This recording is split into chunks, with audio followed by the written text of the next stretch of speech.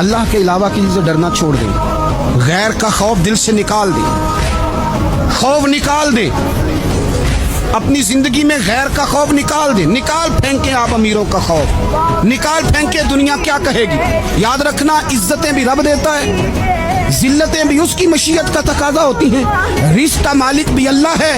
हज़रत मौला अली से किसी ने कहा कि आप अपने साथ हारिस क्यों नहीं रखते, गन मैन क्यों नहीं रखते, बॉडीगार्ड क्यों नहीं रखते।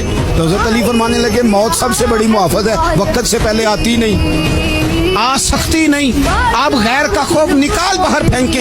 एक जुमला मैदान करबला में इमाम हुसैन ने कहा था, एक जुमला, और वो जुमला इतना ताकतवर है कि अगर सोने के पानी से लिखा जाए, हीरों से तोला जाए, तो ये सारी चीजें कमजोर पड़ जाएं। इमाम अली मकाम मैदान करबला में जब घोड़े पे सवार हुए, अल्लाह अकबर कह के मैदान में आए और आपने यजीदियों से कहा कि तुम जालिम हो, जाबिर हो, फासिक हो, इताअत तुम्हारी नहीं कबूल की जाएगी, आप बताओ लड़ना है कि क्या करना है। जब वो लड़ने के लिए मैदान में आए तो इमाम ने एक जुमला कहा, फरमाने लगे लोगों गवाह रहना, आज मैंने इज्जतें खरीद ली हैं और जिल्लतें दूर कर दी हैं।